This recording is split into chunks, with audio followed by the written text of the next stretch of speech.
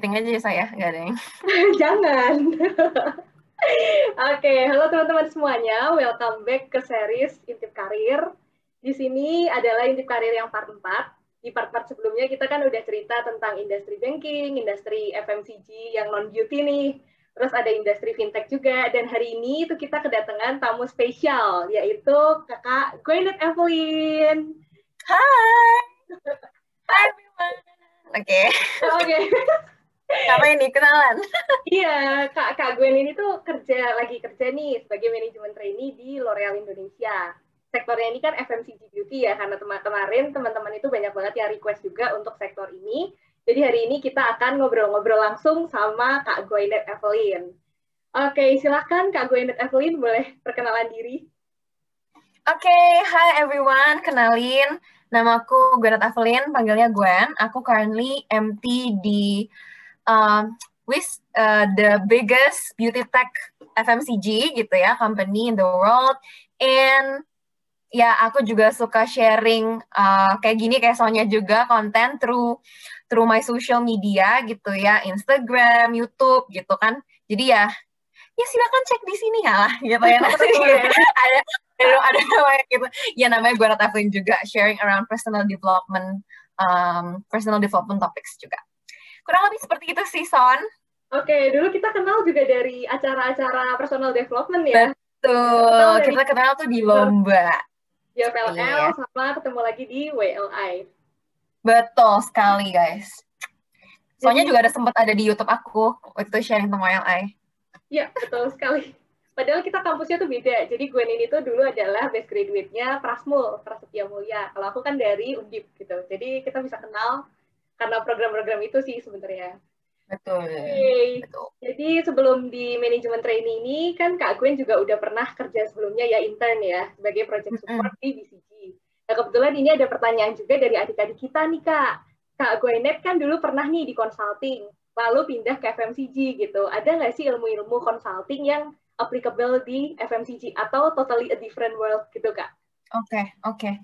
I think kalau totally different, maybe yes, maybe no ya. Maksudnya ada dasar-dasar yang menurutku nggak akan terlalu beda lah di dalam semua company sih menurut aku ya, Son. Maksudnya all the skills that you need, like misalkan communication, how to manage people, manage project timeline, project management gitu ya, and then your critical thinking, concept thinking, gimana sih kita bisa nanya terus the reason why something happen gitu, why, sehingga kita bisa tahu akar masalahnya, nggak cuma langsung terima. Itu I think those kind of things are the same gitu ya. I still need to embed that during my FMCG juga sekarang kan. Anywhere lah menurutku, Son. Aku yakin kamu juga kayak gitu lah. Maksudnya, it's a quality yang I believe like everyone need to develop gitu ya. Karena despite of all the work, we need to have that kind of skill somehow ya. Karena kan kita pasti ya, kalau di zaman sekarang menurutku sih, kerja sama banyak orang, banyak parties gitu. Kayak for example, like we do this kind of collaboration gitu kan.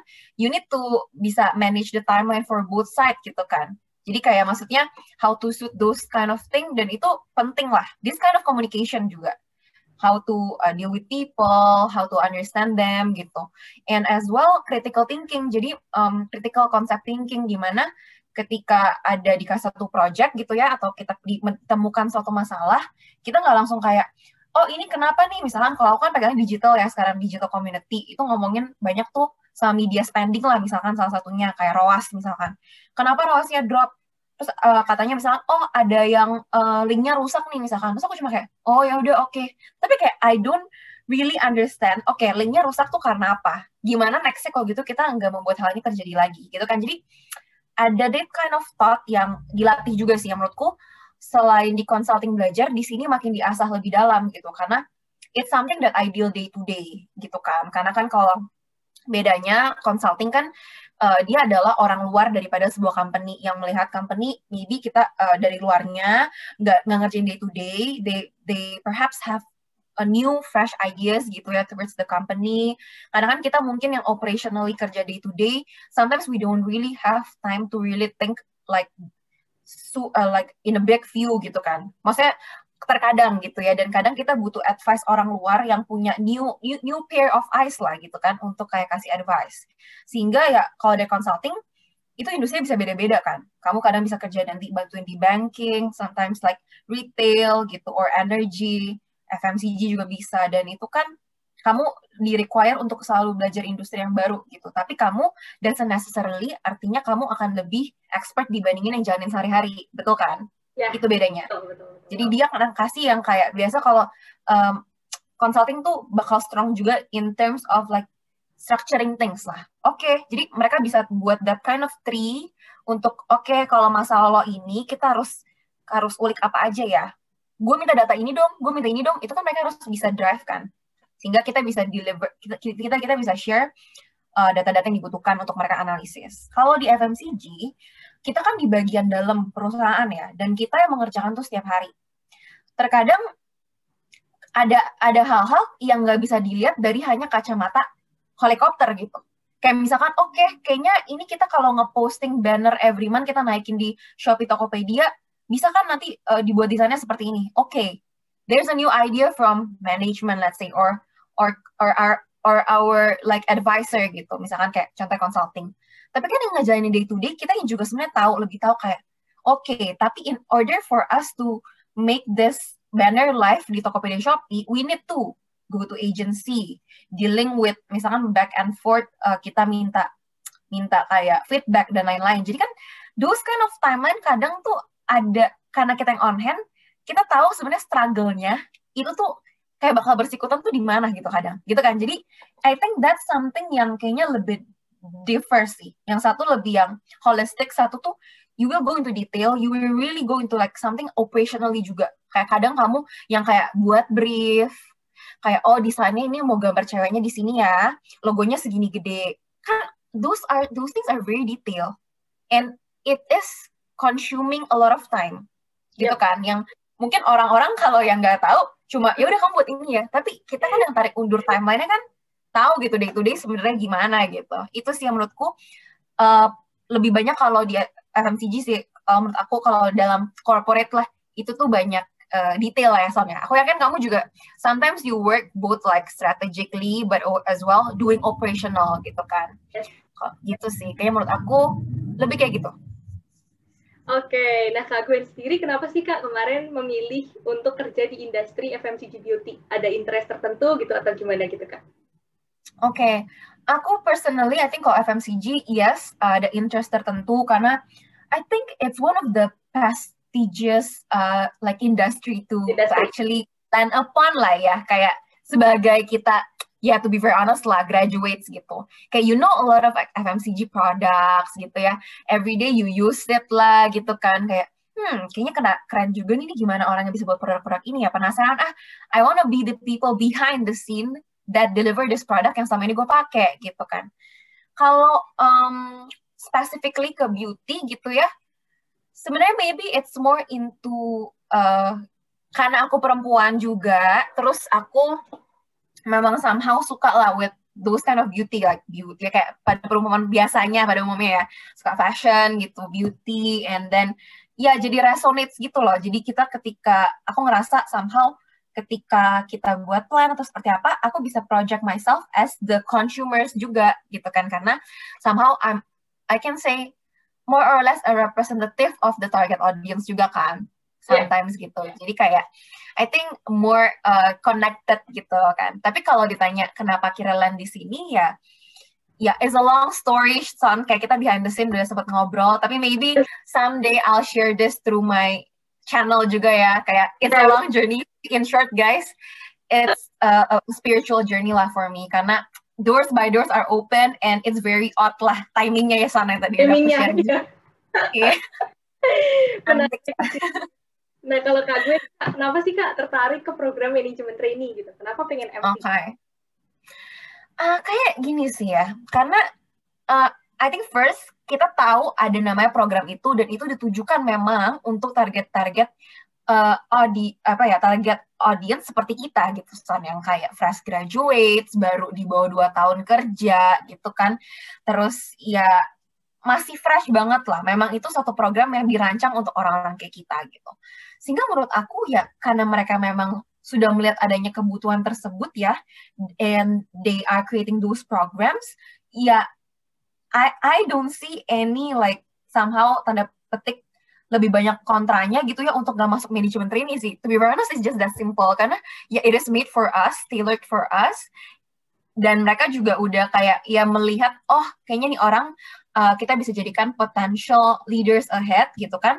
Jadi there's a lot of like programs gitu kan yang kita, diberikan kepada kita langsung kayak training kan, kalau kamu dapat training, aku juga ada kayak training, and you got rotations gitu kan, kamu bisa try kayak different kind of role before you want to land into a full lebih kayak pilih apa ya, dedicated apa ngomongnya division gitu. Iya gitu lah ya, kayak position yang kayak kayak gue mau ini deh, kayak you have those kind of benefits. On top of that, you have an access to the management gitu kan. Kayak aku dapat kesempatan buat bisa one-on-one mentoring sama director di apa sih di bagian sustainability and communication gitu kan. Jadi maksudku ya kita bisa nggak cuma secara kerja doang diperhatikan ya sama company gitu, ini orang progresnya seperti apa, tapi kita juga bisa dapat kayak life coaching juga gitu.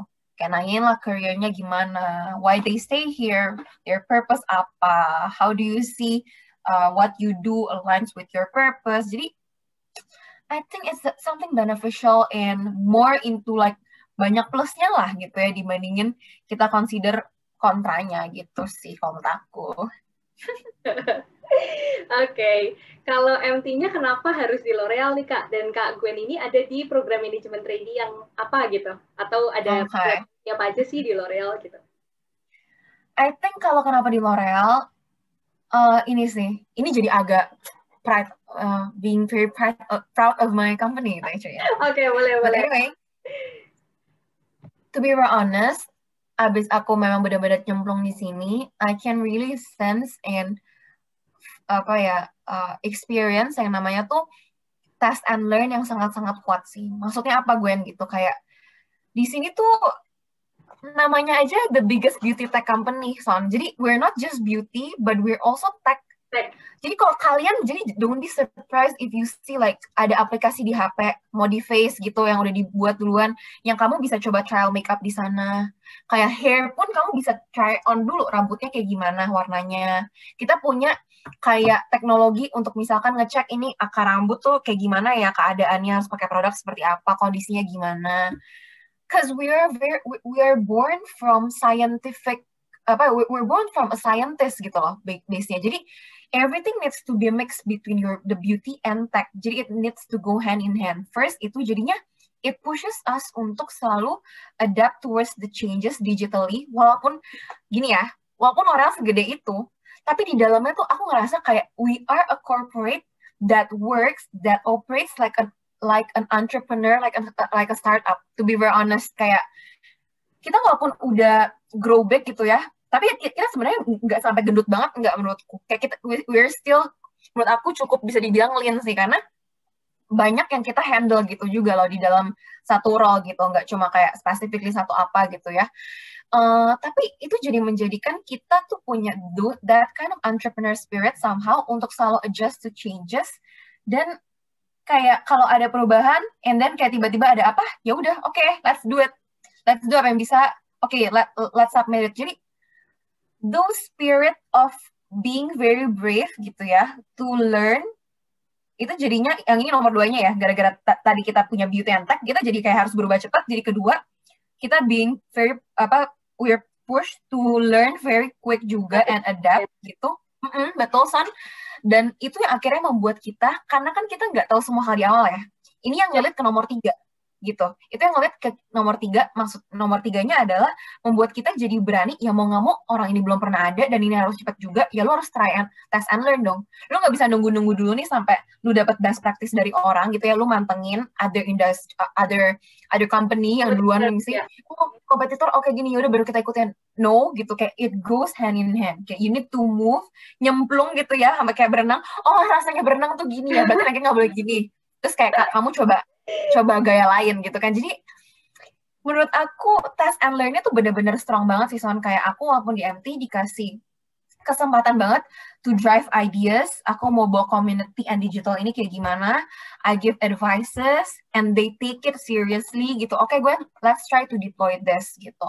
Dan ketika aku benar-benar lihat juga sih, kayak bahkan temanku juga ya, ini speaking on behalf of my friend, dia kayak ngebuat kayak a set of promotion mau seperti apa, itu benar-benar our manager tuh apa ya, trust her to think about it, nanti baru tinggal coba, oke, aku lihat di validate, oke, tapi nggak benar-benar kayak ini kan ini gini ya, ini gini, kamu harus gini, jadi cuma dikasih kayak oke, gini kurang lebih gini, coba kamu kerjain. Jadi itu membuat kamu tuh mau nggak mau harus mikir gitu loh, nggak bisa yang kayak iya, manajemen ini kalau yang di sini ya menurut aku ya nggak cuma yang kayak di benar-benar dituntun kayak kamu A B C, tapi kamu juga cuma dikasih kadang guideline apa, kadang itu pun mungkin nggak very very clear karena it's something new juga for them, tapi oke, you try it gitu, and then ternyata it doesn't work.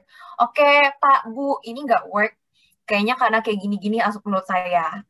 By that, let's try another approach gini-gini. Jadi itu sih, those spirit tuh yang menurut aku kayaknya very embodied in L'Oreal sih, yang membuat aku jadi kayak wow, ini saya kerja di corporate yang besar tapi tidak serasa kerja di corporate gitu, karena bener-bener kayak entrepreneur banget sih, Son, bener-bener kayak menurutku ya.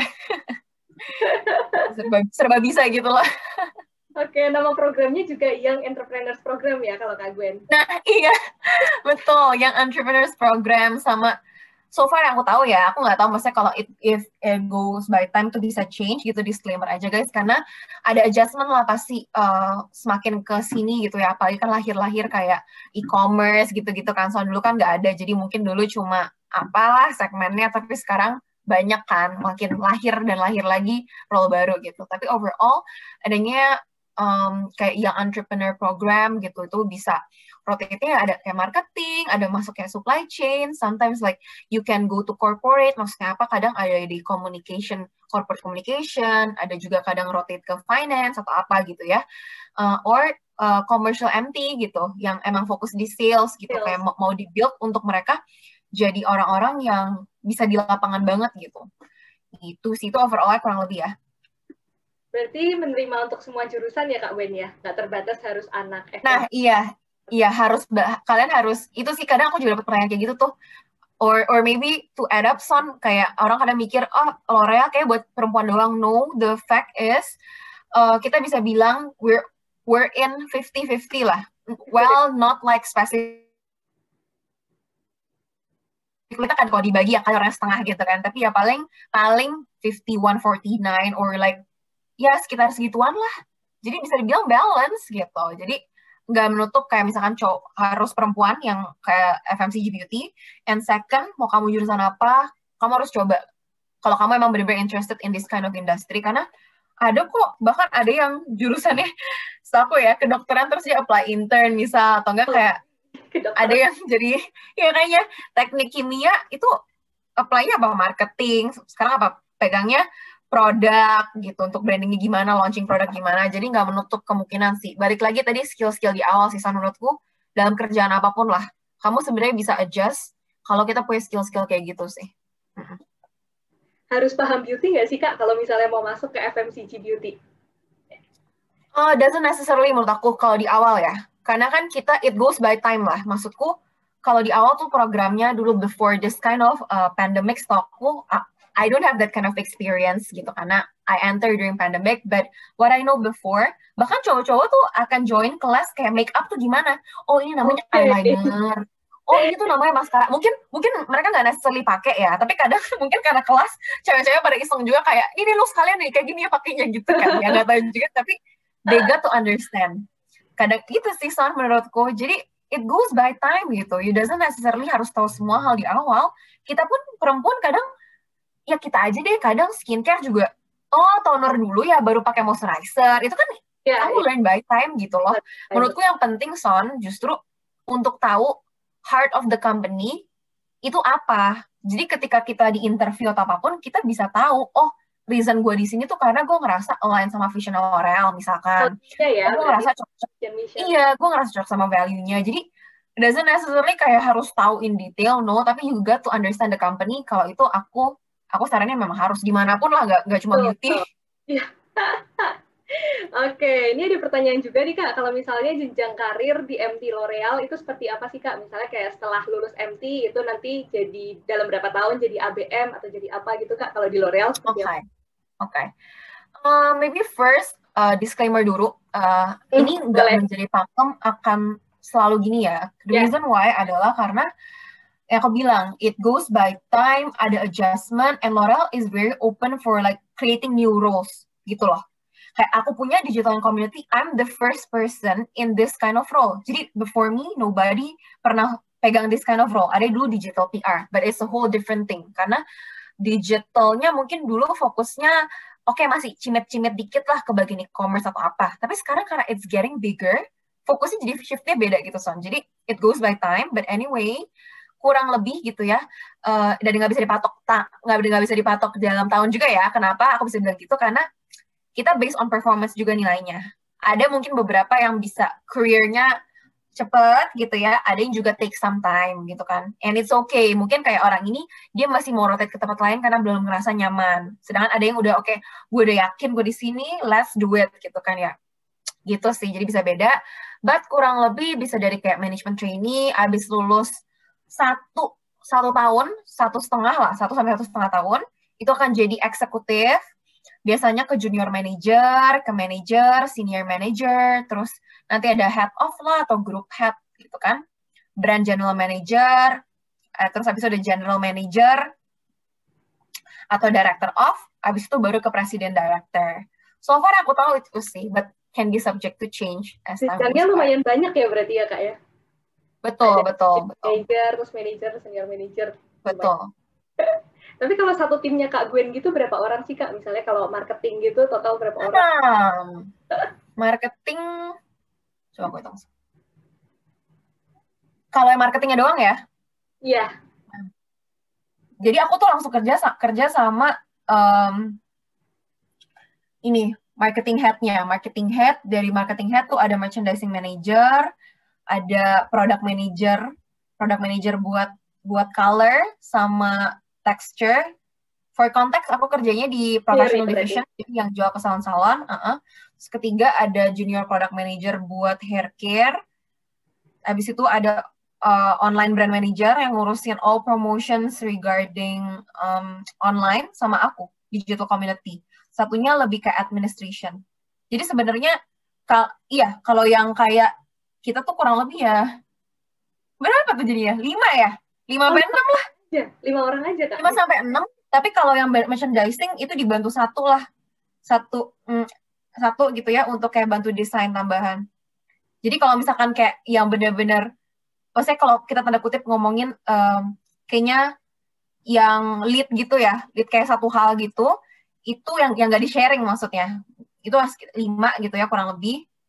Satu beserta kita, berenam, sorry, 6. Kan ada kita punya marketing head ya, beserta ada manager, eksekutif sama aku gitu, dan satu lagi, jadinya itu 6 plus ya udah kalau ada tambahan yang kita bagi bareng-bareng gitu ya, ngedesain, terus ngirim-ngirim barang, terus ngurusin PO lain-lain gitu kan, ada ya 6 sampai 8 lah. I see. Satu company berapa Kak? Satu company yang di HO gitu? Jujur aku nggak ya, jujur aku nggak tahu sih, tapi kayaknya di less than 500 setahu aku. Oh, less than 500. Iya sih, hitungan FMCG kecil ya berarti ya, nggak? Kecil. Nggak banyak. Kecil.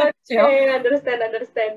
Oke, selanjutnya nih Kak, kalau suka duka dari program MT itu Kak, atau suka duka dari sektor FMCG beauty gitu, menurut Kak Gwen apa Kak?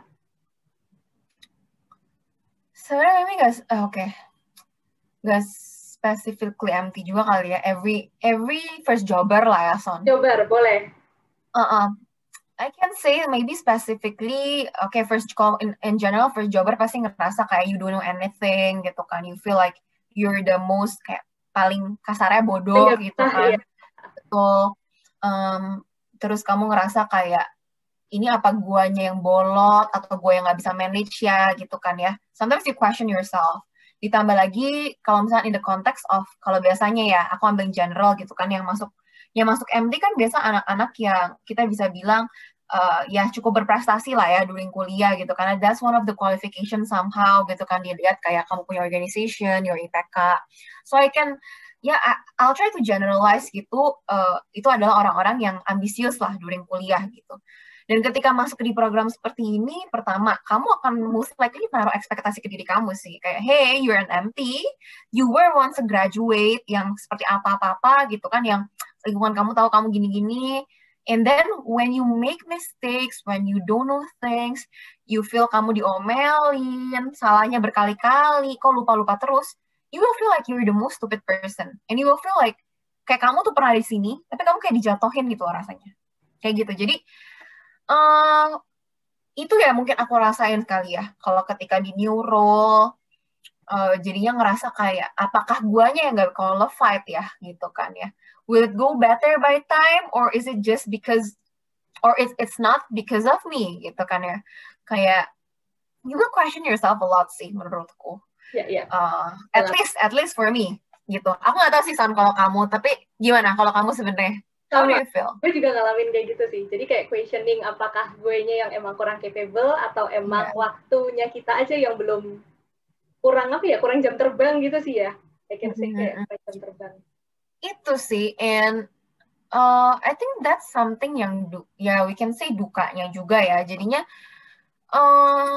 membuat kita nah di sini tuh tipsnya menurut aku, sekali ngasih tips aja, we need to fight this kind of battle sebenarnya everyday sih, dimana sebenarnya kita ya, we need to do a self-awareness assessment, kayak sebenarnya lihat-lihat gitu, apa sih yang buat kita kayak gini, kenapa kita ngerasa kayak gini, oh perasaan takut salah, oke emang kalau gitu, kalau salah emang kenapa sih, gitu kan ya, toh ini juga masih kita justru kalau membuat salah tuh di awal-awal, ngerti gak sih, karena kayak kasarnya tuh, ya orang tuh agak lebih tolerate lah, biasanya ya, kayak, ya masih empty lah emang, walaupun ya kadang kayak, masa empty nggak bisa, mungkin kita tuh kadang ngerasa kayak gitu ya, kayak lu kan empty, kok masa nggak bisa, tapi at the same time kadang orang juga bisa kayak ya dia kan masih empty gitu loh, baru lulus juga gitu kan, jadi kalau misalnya bener-bener nggak tahu ya ditanya gitu, dibanding kita kayak udah year by year, terus kita punya grup, punya tim, and then kita sebenarnya nggak gitu-gitu ngerti, terus pas ditanya apa kita jawab sejam, jadi kan kayak ketahuan gitu ya, kayak iya tuh itu bos-bos yang kayak gini-gini kan, kayak makin kamu naik kan makin dilihat banyak orang kan, kayak semakin kamu terbang tinggi kan semakin bisa melihat banyak hal dan orang semakin lihat kamu, betul, kayak jadinya ya better kalau kamu mau buat a lot of thing ya, try and error di sini ya mulai dari awal gitu. Not that I say kayak not everyone everyone do not nggak boleh make mistake gitu, tapi it will just get tougher sih. It's a reality gitu kan, karena ya goes by time, orang ngerasa bahwa supposedly kamu harus udah lebih ngerti gitu kan ya.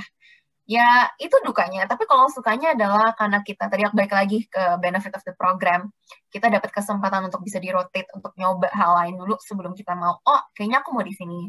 Kedua, kita dapat kesempatan untuk dapat training-training gitu kan ya, di training e-commerce itu gimana, bla bla bla, mungkin secara communication juga. Dan kita tuh trainingnya tuh juga diperhatikan gitu loh, learning development-nya sama tim HR langsung gitu kan.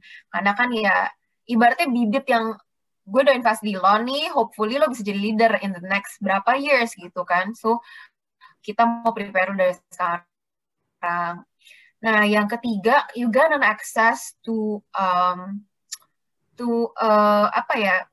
decision maker lah, I can say, or like important figures gitu di company, kayak di level manajemennya, you get an access to learn from them personally, you can book their time to talk gitu kan, just like talk beyond works.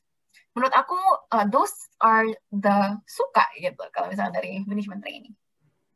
Kalau Kak Gwen begitu masuk ke MT gitu, ada kayak in-class trainingnya dulu nggak sih Kak? Dan kalau ada berapa lama? Ada. I think it's around 3 weeks, not sure, but I think it's around 3 weeks sih. Iya ya. Around that time. Sebenarnya kalau it's not on this pandemic ya, Son, itu bakal lebih seru karena I think sometimes you go to classes gitu, kayak makeup classes and such, you got to maybe go on ground, kayak mungkin kemana gitu kan, untuk kayak ngelihat tokonya langsung, or you got an experience to the pabrik, I don't know, but yeah. Tapi kalau ini berarti karena lagi COVID gini berarti nggak terjun ya Kak ya ke lapangan gitu? Nope, nope. Unfortunately not Ya, yet. ya, betul ya. Agree sih. Padahal kalau misalnya bisa terjun, tapi ya udahlah. Yang penting kan demi safety. Iya, iya, bisa coba tuh di placement kemana gitu kan, karena kita harus ngerti juga kan lapangannya. Kak Gwen tuh berarti marketing ya Kak ya jatuhnya ya? MT marketing. Marketing. Not sales ya, berarti nggak ada kayak kombinasi marketing sama sales nggak ya kalau di L'Oreal? Sebenarnya kalau kita pun masuk ke marketing Son, biasanya kita tuh ada namanya field assessment. Itu sebenarnya harusnya terjadi biasa 6 bulan pertama, karena kan ibaratnya kamu harus ngerti lapangan tuh gimana, Apa? so you can do strategic things, more like realistically, Oh you ya, got to ya. understand what happened actually gitu kan, nggak cuma ngawang doang. But unfortunately, haven't got that kind of experience. Aku cuma pernah sekali doang waktu itu visit ke salon karena aku waktu itu sempat ngurusin social commerce. Jadi kita harus kayak deploy, kayak kita wanna recruit them to actually join the program. Jadi aku nebeng sama satu sales, but then after that udah nggak ngikutin apa-apa lagi. Tapi cuma pernah satu kali experience and I actually like it gitu, karena I got to see real thing gitu kan ya. Oh yang gue kerjain tuh kayak gini gitu ya, yang maksudnya jatuhnya kalau di salon-salon gitu itu. Sebenarnya ada kayak gitu Son, tapi ujung-ujungnya nanti kamu akan masuknya ya karena kamu marketing ya akan masuk ke marketing gitu. Karena ditanyain sih biasa di awal kalau YEP kan, kamu tuh sebenarnya tertariknya divisi seperti apa sih gitu. And at the beginning I said marketing. Cuman aku waktu itu di rotate kemana, di awal aku pegang commerce. Commerce itu kayak social commerce, yang kayak penjualan lewat social gitu ya, social media, atau enggak kita punya enabler gitu, platform. They sell products and then they get the commission gitu kan. Aku ngurusin itu waktu itu tuh project baru banget karena baru banget juga di-initiate gitu kan di aku punya division. Terus aku waktu itu yang pegang lumayan bisa dibilang lumayan project lead-nya lah, dibantu sama ada manajer digital gitu. Tapi aku yang waktu itu ngerjain di sana. Baru habis itu dipindahin ke e-business. E-business itu kayak social commerce tapi dia pegang beberapa e-business gitu ya, ada social commerce 1, 2 gitu kan ya. Terus baru sekarang ke marketing digital community gitu. Rotationnya tiap berapa bulan nih Kak kalau di MT L'Oreal? 6 bulan.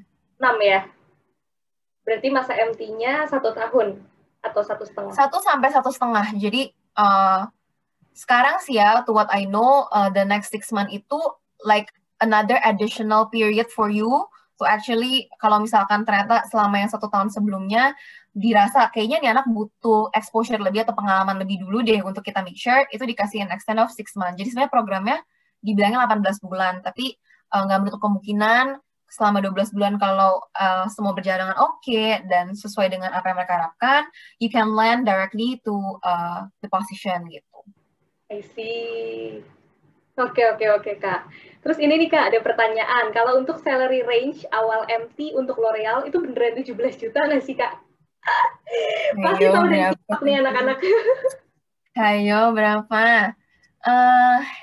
Cobain sendiri lah. Siapa tahu aja kan lebih tinggi ya Son ya, jangan-jangan. Siapa tahu, bener sih. Ini kan mungkin info lawas lah ya.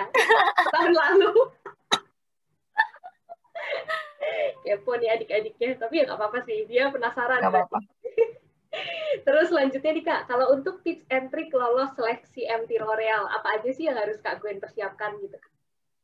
Oke, sebenarnya menurut aku mungkin aku juga talk in general ya Son, karena as it goes more digital, I think there are several adjustment juga. Mungkin beda sama dulu pas aku tes. Cuman aku speak on behalf from what I know of the latest ya. Cuman ya if they're subject to change, nanti kan bakal ada nanti rencananya sih akan katanya mau buka program in next month kurang lebih. Nah itu nanti paling aku sharing juga sih Son. Kayak maksudnya aku kumpulin teman-teman MT aku, paling nanti sharing. Nanti aku sharing di, ya kayak biasa lah ya, kamu tahu kan aku di YouTube, kayak aku invite kamu ke YouTube aku, terus kita ngobrol gitu. Ya kurang lebih gitu guys, jadi ditunggu aja kalau mau yang info detailnya ya, nanti awal-awal Agustus deh aku buat sesi bantuin. But anyway, yang aku tahu kayak screening CV sama online form, terus kamu ada psychological essay test lah, kayak pengalaman leadership, nyelesain konflik kamu gimana, ada video interview, recording gitu, terus ada HR interview, FGD business case sama presentasi, ada SHL numerical test, Terus ada business case presentation sesuai divisi nanti yang akan kamu masuk gitu. Kalau aku PTD, berarti aku dapat projectnya misalkan business case-nya tentang professional division kayak salon, bisnis kayak rambut gimana.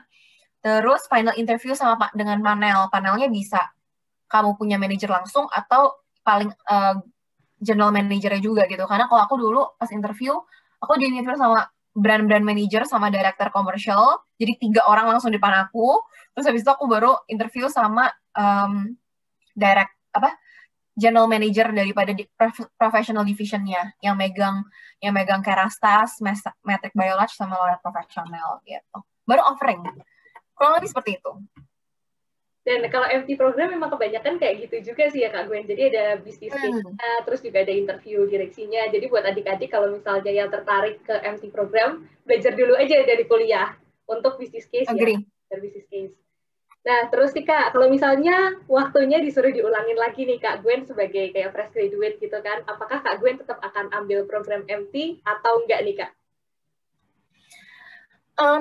Kayaknya bakal sih Son, karena seeing all the learnings that I got gitu kan during this almost a year gitu, I can say like walaupun sulit, banyak tangisan juga lah yang aku harus lewatin gitu, banyak hari-hari yang aku ngerasa I don't feel like it's me gitu, I'm doing good, tapi ya I feel like learningnya tuh walaupun susah gitu ya, tapi kayak sweet gitu kan, jadi it's worth it sih, it's gonna be worth it. Oke, terakhir nih Kak, karena pertanyaannya udah kejawab semua, kebetulan. Nah, closing statement dari Kak Gwen untuk adik-adik yang masih kuliah atau masih bingung kira-kira mau berkarir di industri apa atau di bidang apa gitu Kak. Ada closing statement dari Kak Gwen?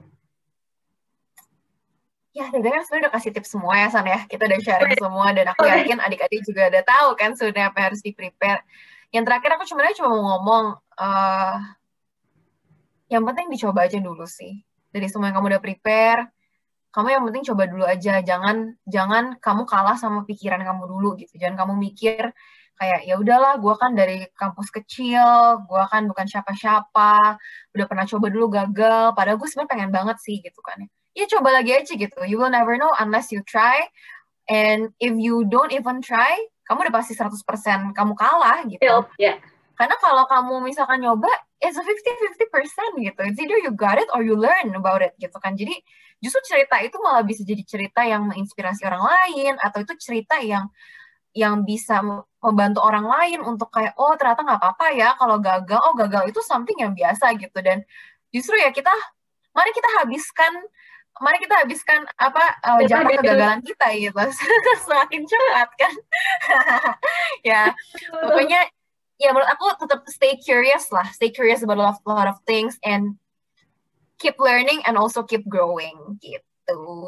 Siap, Kakak Gwen. Mantap banget nih. Thank you banget loh Kak Gwen udah mau datang untuk sharing ke adik-adik di series Intip Karir ini. Dan kemana-mana ya adik-adik, karena di minggu-minggu selanjutnya juga masih akan ada pembicara-pembicara dan juga industri-industri lain yang hopefully bisa membantu nih adik-adik yang masih bingung kira-kira mau berkarir di industri apa. Jangan lupa untuk subscribe, like, dan juga komen ataupun share ke teman-teman kalian yang kalian merasa video ini bermanfaat untuk mereka. Thank you for watching and stay healthy. Bye. Thank you.